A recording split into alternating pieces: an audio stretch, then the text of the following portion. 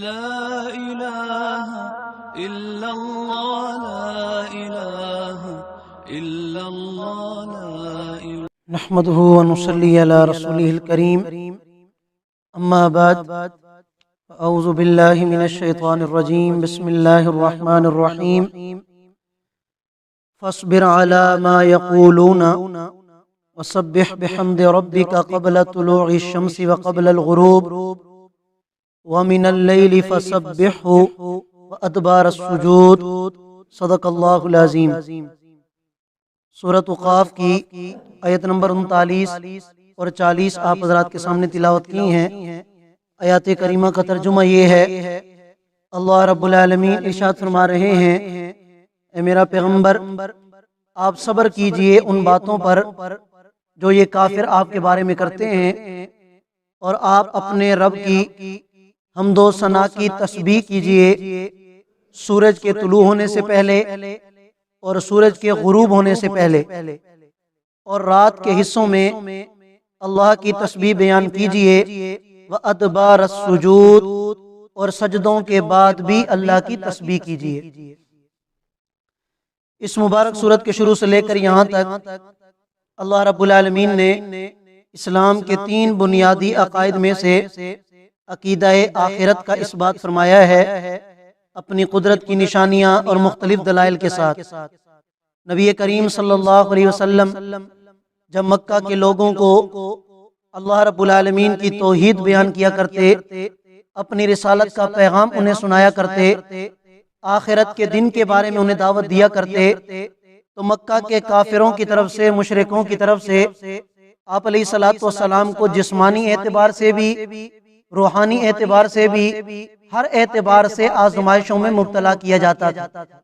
آپ اللہ کا پیغام انہیں سناتے تھے، معاذ اللہ وہ جواب میں آپ کو گالیاں دیتے تھے۔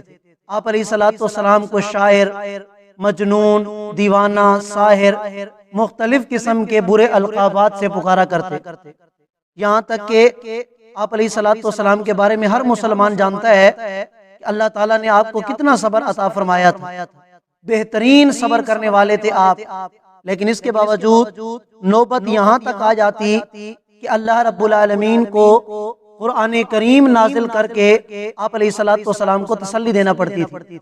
اللہ رب العالمین اس آیت کریمہ میں بھی آپ علیہ الصلوۃ والسلام کو تسلی ارشاد فرما رہے ہیں، اور یہ قرآن کریم کی کوئی پہلی آیت نہیں ہے، اس سے پہلے بھی بے شمار ایسی آیتیں گزر چکی ہیں کہ جن میں اللہ کریم نے آپ علیہ الصلوۃ والسلام کو تسلی دی کہ میرا پیغمبر آپ صبر کیجئے، آپ حق پر ہیں، اگر اس حق پر ہونے کی وجہ سے آپ کو یہ جتنی تکلیف پہنچائیں گے، آپ کے مراتب میں اتنا زیادہ اضافہ ہوگا، اور یہ مشرک، یہ کافر اپنے لیے جہنم کے اتنے زیادہ یہ مستحق بنتے چلے جا رہے ہیں۔ فرمایا میرا پیغمبر آپ صبر کیجئے ان باتوں پر جو یہ کافر مشرک آپ کے بارے میں کرتے ہیں، اور آپ اپنے رب کی حمد و ثنا بیان کیجئے۔ کب؟ قبل طلوع الشمس، سورج کے طلوع ہونے سے پہلے اور سورج کے غروب ہونے سے پہلے، اور رات کے حصوں میں اللہ تعالیٰ کی تسبیح بیان کیجئے۔ علماء کرام فرماتے ہیں کہ یہاں اللہ رب العالمین نے نمازوں کا ذکر فرمایا ہے، اور یہاں تسبیح سے مراد ہے نماز۔ اب سورج کے طلوع ہونے سے پہلے کون سی نماز ہے؟ فجر کی نماز۔ پھر سورج کے غروب ہونے سے پہلے 2 نمازیں آتی ہیں، ظہر کی نماز اور عصر کی نماز، اور اس کے ساتھ وَمِنَ اللَّيْلِ، رات کے حصوں میں آپ اللہ کی تسبیح بیان کیجئے، یعنی مغرب کی نماز، عشاء کی نماز اور تہجد کی نماز۔ روایات کے اندر آتا ہے کہ معراج پر تشریف لے جانے سے پہلے آپ علیہ الصلوۃ والسلام 3 نمازیں پڑھا کرتے تھے۔ یہ 5 نمازوں کا تحفہ اللہ رب العالمین نے معراج کے موقع پر آپ علیہ الصلوۃ والسلام کو عطا فرمایا، اور معراج پر تشریف لے جانے سے پہلے تہجد کی نماز فرض ہوا کرتی تھی، پھر اللہ کریم نے اس کی فرضیت کو منسوخ فرما دیا۔ اگرچہ اس کی فرضیت تو ختم ہو چکی ہے، لیکن تمام نفلی نمازوں میں سب سے زیادہ ثواب وہ تہجد کی نماز کا ثواب ہے، اور آپ علیہ الصلوۃ والسلام تو ہمیشہ تہجد کی نماز پڑھا کرتے تھے، وہ آپ علیہ الصلوۃ والسلام نے تو اس کو واجب اور فرض کے درجہ میں رکھا ہوا تھا۔ 2 رکعتیں بھی آپ نے پڑھی ہیں، 4 بھی پڑھی ہیں، 6 بھی پڑھی ہیں، 8 بھی پڑھی ہیں، 12 بھی پڑھی ہیں۔ اکثر روایات میں آتا ہے کہ آپ علیہ الصلوۃ والسلام 8 رکعتیں پڑھا کرتے اور 12 رکعتیں، 8 رکعتیں جب پڑھتے تو 4 کر کے پڑھا کرتے تھے غیر موقدہ کی طرح، اور جب 12 رکعتیں آپ ادا فرمایا کرتے تو 2 رکعتیں آپ تہجد کی نماز میں ادا کیا کرتے۔ حتیٰ کہ ہمارے اکابرین علماء یہاں تک بھی ارشاد فرماتے ہیں کہ اگر کوئی بندہ اللہ کا ولی بننا چاہتا ہے اور اس کی یہ تمنا ہے کہ مجھے بھی اللہ کا قرب نصیب ہو، تو یاد رکھیے بغیر تہجد کی نماز کے اللہ کا ولی کوئی نہیں بن سکتا۔ اللہ تعالیٰ کی طرف سے ولایت، اللہ کی محبت، اللہ کا قرب اس انسان کو ملتا ہے کہ جو تہجد کی نماز ادا کرتا ہے۔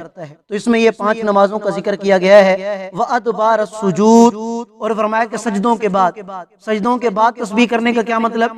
جیسا کہ حدیث پاک کے اندر آتا ہے کہ 33 مرتبہ سبحان اللہ، 33 مرتبہ الحمدللہ، 34 مرتبہ اللہ اکبر، اور اس کے علاوہ بھی جو تسبیحات جو وظائف کے طور پر پڑھے جاتے ہیں وہ ہیں۔ مفتی تقی عثمانی صاحب دامت برکاتہم فرماتے ہیں کہ فرض نمازوں کے بعد جو تسبیحات ہیں، اگر فرض نمازوں کے بعد سنتیں ہیں، جیسے عشاء کی نماز کے بعد سنتیں ہیں، نوافل ہیں، اسی طرح ظہر کی نماز کے بعد ہیں، تو فرمایا کہ جن نمازوں کے بعد سنت نوافل ہیں تو فرض نماز کے بعد جو تسبیحات ہوتی ہیں وہ سنتوں اور نفلوں کے بعد پڑھی جائیں۔ اکثر دیکھنے میں آتا ہے کہ فرض نماز کے بعد وہ تسبیحات پڑھنے بیٹھ جاتے ہیں، حتیٰ کہ علماء یہاں تک بھی فرماتے ہیں کہ آپ جتنا سنت کو دور کریں گے سنت کا ثواب کم ہوتا چلا جاتا ہے۔ جیسے ہی فرض نماز ہو جائے، فرض نماز کے بعد سنت ادا کریں، نفل ادا کریں، اور اس کے بعد جو تسبیحات مقرر ہیں احادیث کے اندر وہ اس کے بعد پڑھا کریں۔ اب اس کے علاوہ آپ دوسری تسبیحات بھی پڑھ سکتے ہیں۔ روایات کے اندر آتا ہے کہ اگر کوئی 33 مرتبہ نہ پڑھے تو 10 مرتبہ بھی پڑھ سکتا ہے، 10 مرتبہ سبحان اللہ، 10 مرتبہ الحمدللہ، 10 مرتبہ اللہ اکبر، اور ایک روایت کے اندر آتا ہے 25 مرتبہ ان 3 تسبیحات کو پڑھا جا سکتا ہے۔ فرمایا وَاسْتَمِعْ، اے میرا پیغمبر آپ بھی توجہ سے سنیے اور اپنی امت کو بھی بتا دیجئے، یوم ینادی المنادی من مکان قریب، کہ جس دن ایک پکارنے والا قریب کی جگہ سے پکارے گا۔ روایات کے اندر آتا ہے کہ جب سارے انسانوں کو قبروں سے نکالا جائے گا تو اس وقت حضرت اسرافیل سور پھونکیں گے، اور اس سور پھونکنے کی آواز ایسے ہوگی ہر بندہ محسوس کرے گا کہ یہ میرے قریب سے آواز آ رہی ہے۔ اسی کا ذکر ہے یوم یسمعون الصیحۃ بالحق، کہ جس دن سارے انسان ایک چیخ کو یقیناً سنیں گے، ذالک یوم الخروج، اور یہ کون سا دن ہوگا؟ قبروں سے نکلنے کا دن ہوگا۔ انا نحن نحیی و نمیت، یقیناً اللہ فرماتے ہیں کہ ہم ہی زندہ کرتے ہیں اور ہم ہی موت دیتے ہیں، وإلینا المصیر، اور سب انسانوں نے ہماری طرف لوٹنا ہے۔ کس دن لوٹنا ہے؟ یوم تشقق الارض عنہم سراعا، کہ جس دن زمین پھٹے گی اور پھٹنے کے بعد جلدی سے سارے لوگوں کو باہر نکالے گی۔ ذالک حشر علینا یسیر، اللہ فرماتے ہیں کہ یہ جمع کرنا ہمارے لیے بڑا آسان ہے۔ یہ مشرک کہتے ہیں کہ جب ہم مر جائیں گے ہماری ہڈیاں بوسیدہ ہو جائیں گی، مٹی کے ذرات بن جائیں گے، ہم کیسے جمع میں کیا جائے گا، ہم دوبارہ زندہ کیسے ہوں گے؟ اللہ فرماتے ہیں کہ یہ ہمارے لیے آسان ہے۔ جب ہم نے انسان کو اس وقت پیدا کیا اس کا کوئی وجود نہیں تھا، دوسری مرتبہ پیدا کرنا تو ہمارے لیے آسان ہے۔ نحن اعلم بما یقولون، میرا پیغمبر ہم زیادہ جانتے ہیں کہ جو لوگ یہ باتیں کرتے ہیں آخرت کے بارے میں۔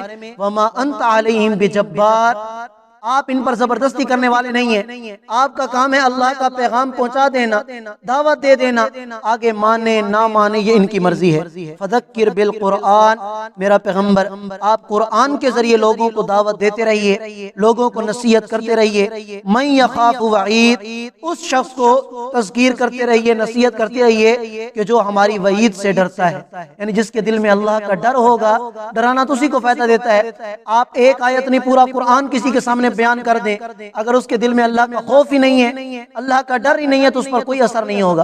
ہاں اللہ کا ڈر شرط ہے، طلب شرط ہے کہ دل میں طلب ہو اللہ کو راضی کرنے کی، اللہ کے محبوب کو راضی کرنے کی، آخرت میں کامیابی کی، تو پھر ایک آیت اور ایک لفظ بھی قرآن کا کافی ہو جاتا ہے کہ انسان اگر اس پر بھی عمل کر لے تو دنیا آخرت میں انسان کامیاب ہو سکتا ہے۔